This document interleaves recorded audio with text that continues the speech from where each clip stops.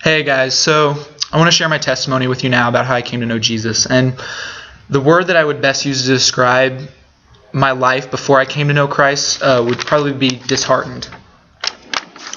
My earliest childhood memories of going to church are also my only ones of going to church and experiencing God. Growing up in the Midwest, my family had at least a background knowledge of Christianity and a working kind of cultural understanding of who he was. But he clearly wasn't the everyday foundation of our lives. We went to church sporadically until I was about 5 years old, and after that we just kind of stopped going. And so my entire youth and all the way through high school, I lived essentially trying to fulfill my own happiness and find meaning and purpose in whatever I thought might satisfy me. And God wasn't a part of that. He didn't fit that picture.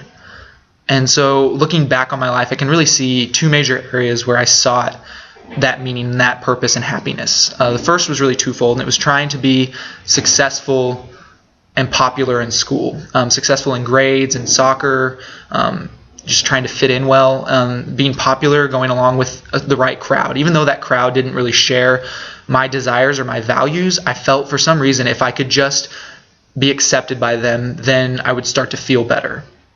And that really never panned out.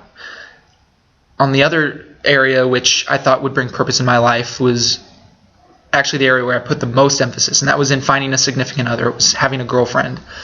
And I really struggled a lot with that throughout high school, and I felt if I could just have that, I would have meaning. But it never worked out. It never happened. And so I began to feel very disheartened. I began to feel so depressed even in my senior year that I got to the point where I honestly didn't care for a while whether I lived or not. And I really struggled with deep depression and suicidal thoughts for several months. But as college came around, I tried to hope that there could be something greater to make me feel alive, to make me feel like I had life.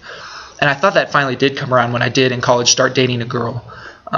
And through that, I ended up getting exactly what I needed. It just wasn't that girl that I was dating. As I was dating her, I did start to go to church with her and her family. And it was more at the beginning just out of this sense of obligation or duty to be a good boyfriend.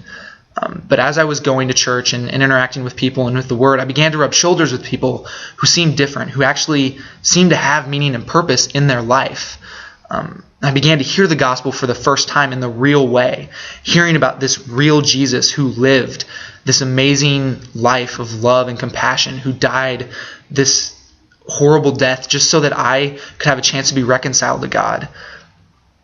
And this finally was sinking into my heart, and I was finally coming to the point of realizing the real reason I'd been failing so much was because I was trying to live outside of that meaning and purpose that Jesus had created for me.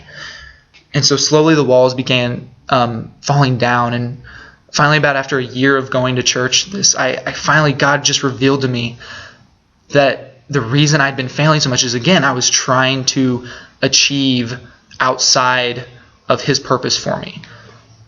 And so in November of 2009, 3 years ago, almost to the day, I surrendered my life to Jesus. And it would be tempting now for me to tell you that after that, my life got so much easier and I didn't have to struggle with anything anymore. And, all my sins, all my issues never surfaced again, but that wouldn't be true at all. In actuality, these last 3 years have probably been the hardest 3 years of my life. But the one thing I can say with confidence is that they've also been the best 3 years of my life, and I owe that all to Jesus. I feel now revitalized.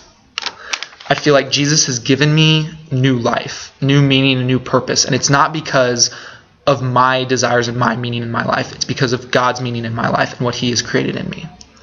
So thanks for listening to my story.